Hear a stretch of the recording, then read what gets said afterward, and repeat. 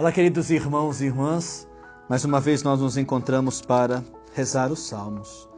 E o salmo que nós rezaremos hoje é um salmo que muito nós usamos, na Semana Santa, nós usamos na Quaresma.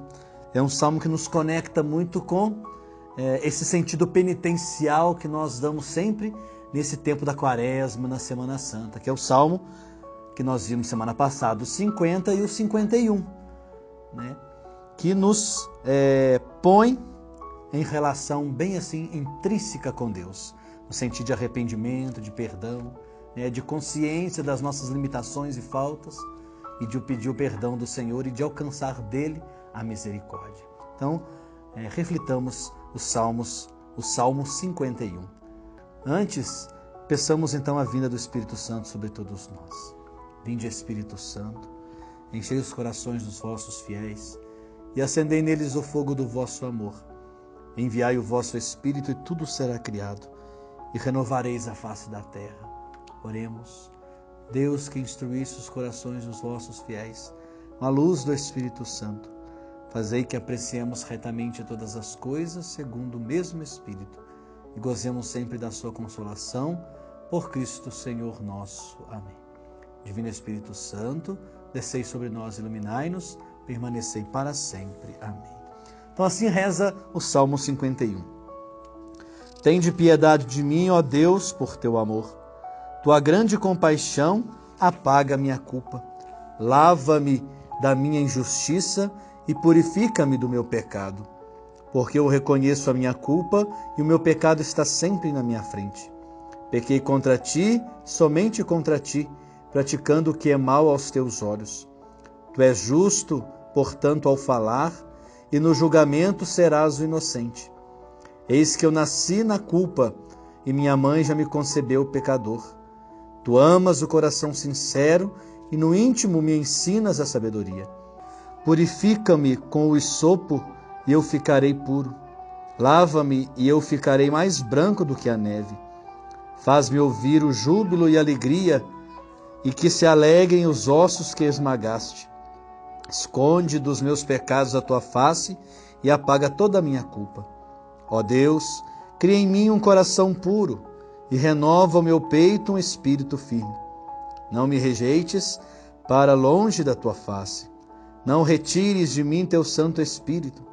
Devolve-me o júbilo da tua salvação e que um espírito generoso me sustente. Vou ensinar teus caminhos aos culpados e os pecadores voltarão para ti. Livra-me do sangue, ó Deus meu Salvador, e a minha língua cantará a tua justiça. Senhor, abre meus lábios e minha boca anunciará o teu louvor, pois tu não queres sacrifício e nenhum holocausto te agrada. Meu sacrifício é um espírito contrito, um coração contrito e esmagado, tu não desprezas. Favorece a Sião por tua bondade, reconstrói as muralhas de Jerusalém. Então aceitarás os sacrifícios rituais, ofertas totais e holocaustos, e no teu altar se imolarão novilhos. Tá aí então, queridos irmãos, o Salmo 51. Nós temos aí um salmo que é uma súplica individual. Uma pessoa, ela vive um drama, um drama que a põe na consciência da sua miséria. Ela tem consciência dos seus pecados, da sua culpa, e por isso quebrou assim a aliança com Deus. Por isso a súplica, por isso ele faz o pedido, ele reconhece a sua culpa, as suas falhas, ele reconhece que quebrou assim a aliança com Deus e pede misericórdia ao Senhor. Uma súplica. São muitos os pedidos que nós notamos nesse salmo, mas todos concentrados em torno de um primeiro, de uma súplica primeira, que nós vemos aí logo no comecinho do salmo, no versículo 3a. Tende piedade de mim, ó Deus, por teu amor. Então todas as súplicas, todos os pedidos está concentrando então em torno dessa primeira súplica. Tende piedade de mim, ó meu Deus. Como está então organizado o nosso salmo? Nosso salmo está fortemente ligado com o salmo anterior, que nós vimos semana passada, com o Salmo 50, E o Salmo 51 funciona como uma resposta à acusação, né, do Senhor contra o povo. Lembra que no Salmo passado, Deus, o Senhor, Javé, fez uma acusação, né? O acusado é o povo, e Deus, ele é o próprio juiz que vai dar a sentença, mas ele não vai dar assim a sentença clara, a sentença vai ficar aberta, que vai ser justamente Deus esperava um coração arrependido do povo, né? Que o povo se convertesse e voltasse para Deus. Então, o Salmo 51 é a resposta do povo àquela acusação que Deus tinha feito. E podemos dizer que é justamente uma resposta à sentença que Deus daria, que Deus não deu, né? Que Deus pensou em deixar então para ver como ficaria, podemos dizer assim. E a resposta foi justamente positiva, né? O povo se converteu, na verdade, nós vamos ver, ao coração do Senhor. Então, o Salmo 51 é a resposta, então, que o Senhor esperava quando não deu a sentença, né? Ali no Salmo nós vemos isso, no versículo 19b. Um coração contrito e esmagado, tu não o desprezas, né? Então, a súplica do povo é justamente que Deus tenha piedade deles, né? E eles com o coração contrito, penitente, perdoados pelo Senhor, voltariam então ao convívio do Senhor. 3 momentos nós temos aqui neste Salmo, do versículo 3º ao 11, do 12 ao 19 e do 21 ao 23. Primeiro momento, então, como nós já estamos aí refletindo, nós temos ali palavras ou expressões ligadas à transgressão do povo, né? Quais são então as palavras que lembram essa transgressão do povo? Culpa, injustiça e pecado, culpa e pecado, o que é mal, culpa e pecador, pecados e culpa. Então nós vemos aí quantas palavras ligadas, né? Como uma enxurrada de palavras que estão ligadas assim a essa transgressão do povo. E a pessoa vai justamente comparar o seu pecado a 2 coisas. A uma mancha que Deus tem de lavar, como você tem ali uma camisa manchada, que a gente lava até ela ficar limpinha, clarinha novamente, sem mancha nenhuma. Então, essa é a primeira comparação do povo. Estão com uma mancha e precisa que Deus lave. E a segunda, a culpa, né, que dividida, ou uma conta a ser paga, que tem que ser cancelada. Então, Deus vai justamente fazer com que isso aconteça. Se Deus atender a esse pedido, a pessoa vai ser então, como eu disse, lavada, ficará totalmente branca, como a neve, nos apresenta o Salmo, e consequentemente livre de qualquer pagamento ou da dívida que tinha feito para com Deus na quebra da aliança com Deus. O salmista então tem plena consciência do seu erro, por isso pede piedade. O centro do primeiro momento é a declaração de que Deus é justo e inocente. Lembra que Deus estava no Salmo passado, 50, provando ali como se fosse uma prova, né, diante de um juiz que é ele mesmo, de que ele não tinha culpa nenhuma, que quem quebrou a aliança foi o povo, que ele era justo e inocente diante das acusações do povo. Então aqui no primeiro momento está justamente a declaração de que Deus é inocente, de que Deus é justo. Ali no versículo 6b nós vemos isso. Tu és justo, portanto, ao falar, e no julgamento serás inocente. Então nós temos aí nesse primeiro momento a declaração da inocência de Deus. Se no primeiro momento, queridos irmãos e irmãs, nós estávamos no reino do pecado, no reino da culpa, né, no reino da injustiça, né, no reino das falhas, das faltas, no segundo momento do nosso salmo, nós entramos no reino da graça, no reino do perdão, né? No reino propriamente do amor, da misericórdia que transborda em graça na vida do povo.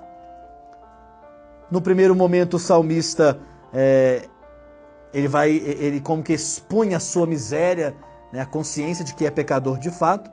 No segundo momento, nós temos ali que ele crê na riqueza da misericórdia divina. Ele acredita naquilo que Deus de fato é para cada um de nós, um Pai bondoso, alguém que se preocupa e não quebra jamais uma aliança, né?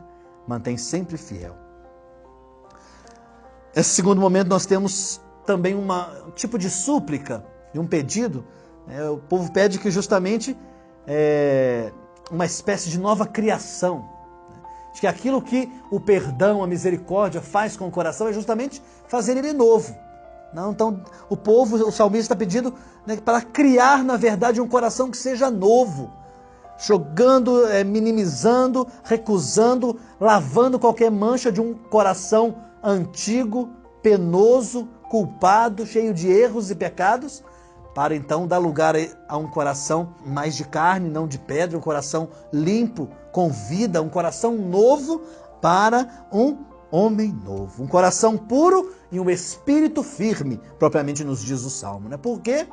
Porque para o povo da Bíblia, queridos irmãos, o coração é o lugar da consciência. Podemos dizer que o coração é a própria consciência da pessoa. Então, ao falar de coração, estou falando da consciência do povo, daquilo que o povo tinha se acusado de ser ocupado, né, diante dos seus erros, das suas falhas. E o espírito firme é a disposição que a pessoa está, ou que a pessoa pede para estar e precisa estar, de iniciar uma nova caminhada na vida. Então precisa estar com o coração limpo, com o coração novo e com um espírito firme, com a vontade de iniciar uma nova caminhada com Deus, né? De trilhar com Ele um novo caminho. E queridos irmãos e irmãs, no final desse momento pede então a proteção divina, pede a proteção de Deus contra todo tipo de violência e se abre assim ao louvor que não termina. É um louvor que não termina. Qual é então o verdadeiro sacrifício que Deus quer? Porque lá o Salmo nos diz que Ele não quer sacrifício de holocaustos, de novilhos, etc, etc, rituais antigos, mas que depois no final nós vamos ver que pede para ser reconstruído tudo isso. Qual é o sacrifício que Deus então quer? Qual que é o verdadeiro sacrifício? É justamente, qual que é o sacrifício agradável a Deus? Um espírito contrito. Um coração novo, o espírito firme, quer dizer, está ali com o espírito contrito, né? Com aquela vontade mesmo de ser perdoado. O sacrifício é esse. Eu coloco o meu coração no altar do Senhor, porque eu estou totalmente arrependido do que eu fiz, tenho consciência disso e desejo ardentemente que Deus tenha pena de mim, me perdoe, emane para mim a sua misericórdia, para que eu possa ser uma pessoa nova e caminhar um novo caminho com o Senhor, sendo, na verdade, parceiros, aliados, né? Como Deus nunca deixou de ser fiel, o povo quer então voltar o coração para Deus, ser novamente aliado com Deus, parceiro com Ele. E por fim nós temos o terceiro momento, que podemos dizer que é um acréscimo ao Salmo, acrescentam ali no final justamente essa ideia da volta do sacrifício, turvando a beleza do Salmo, pede ao Senhor que aceite então de novo os sacrifícios rituais, né, as ofertas totais, holocaustos e novilhos imolados sobre o altar. Então, para poder encerrar o Salmo, faz esse acréscimo aí no Salmo 51. Como surgiu o nosso Salmo? Então nós podemos perceber que é fruto de um conflito, um drama vivido, né, pela pessoa que pecou. Ela chega no fundo da sua miséria, chega no fundo do poço, no fundo da miséria humana, que é provocado pelo pecado, pela falha, pelo erro que cometeu. Toma consciência disso, porque não adianta a gente também querer o perdão de Deus, se a gente não toma consciência daquilo, a gente não emenda. Isso também acontece com o sacramento da confissão, da reconciliação. Ao aproximarmos da confissão, nós temos que tomar consciência dos nossos erros, das nossas falhas, ter o desejo do coração de ser perdoado, esse espírito contrito que o Salmo nos diz, pedir o perdão, acreditar que Deus vai nos perdoar através da absolvição do Padre e fazer o firme propósito de não pecar, né? De ter um espírito firme para caminhar novamente nos caminhos do Senhor. Então o Salmo é justamente isso, é a volta do coração. E a pessoa toma consciência disso e pede justamente o perdão. Dois momentos traçam um retrato deste salmo, né? O pecador e a misericórdia de Deus. Dois retratos nós temos ali. Rigorosamente podemos falar que a pessoa devia pedir perdão mediante ao sacrifício de animais, é isso que acontecia. Ela, porém, descobre na profundidade da graça de Deus que não quer sacrifícios, mas aceita o seu coração. Aceita seu coração contrito, a ser então esmagado. Quer dizer, livre, aberto, não mais com aquele coração cheio de maldade, mas agora cheio da graça de Deus. Então, nós podemos justamente ver aí o rosto de Deus.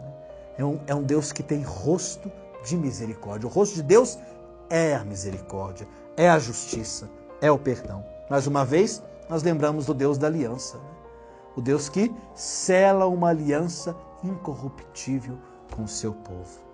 Injustiça contra Deus. E é uma violação da aliança que o povo fez. Mas o povo voltou o coração. Porém, podemos pensar qual é o maior pecado que existe, O maior pecado é justamente não confiar que Deus o perdoa, que Deus dá o perdão. Maior que a injustiça é a graça do parceiro fiel. Então é isso que esse salmo quer nos fazer refletir, Maior do que o pecado, maior que a injustiça, maior que a miséria humana, é ser parceiro de Deus, é ser parceiro fiel, selar de novo essa aliança com Deus. Aquilo que o ser humano não pode fazer, que é pagar a dívida que tem com Deus, Deus o concede gratuitamente ao perdoar. Olha, belíssimo rosto de Deus está aí. Aquilo que nós não podemos pagar, a dívida que nós não podemos sanar com Deus, Ele anula gratuitamente através do perdão. Através do perdão. Isso é muito bonito. Saber que Deus, Ele não está nem aí para o nosso pecado. Ele está aí para o nosso coração contrito. Deus odeia o pecado, mas ama o pecador. Aonde abundou o pecado, superabundou a graça, nos diz outra passagem. Então aí está o rosto misericordioso de Deus, que se revela no rosto de Jesus Cristo. Então, olhando para esse salmo, na figura de Jesus Cristo, a súplica sempre esteve presente na vida de Jesus. Quantas pessoas foram até Ele, suplicando, pedindo, clamando por justiça, por misericórdia, por perdão, para alívio de dores, para alívio de doenças, para curas, para serem reintegrados. Quantos são os pedidos? Milhões. O perdão em Jesus, que se revela para nós, um Deus amoroso, é um perdão ilimitado. Não tem limite para o perdão de Deus. A partir do coração contrito, a gente reflete isso, E reafirmamos isso. Um coração contrito para Deus, não há limite para o perdão. E nós vemos isso em Jesus Cristo. Por exemplo, as parábolas da misericórdia. Jesus perdoa e recria plenamente as pessoas. Estamos aí refletindo a campanha de fidelidade, Justamente esse episódio. Jesus educa com sabedoria e ensina com amor. E a gente vê que naquela passagem vai saindo um por um, a começar pelos mais velhos. Isso é interessante, A começar por aqueles que mais detinham a sabedoria. Um por um, eles vão saindo, porque Jesus falou, quem tiver pecado, atira a primeira pedra. Um por um vai saindo, a começar pelos mais velhos, nos lembra a parábola, A começar por aqueles que detinham a sabedoria, Então eles não estavam educando com amor, com sabedoria, nem ensinando com amor. Estavam sendo injustos e não estavam tendo o coração misericordioso.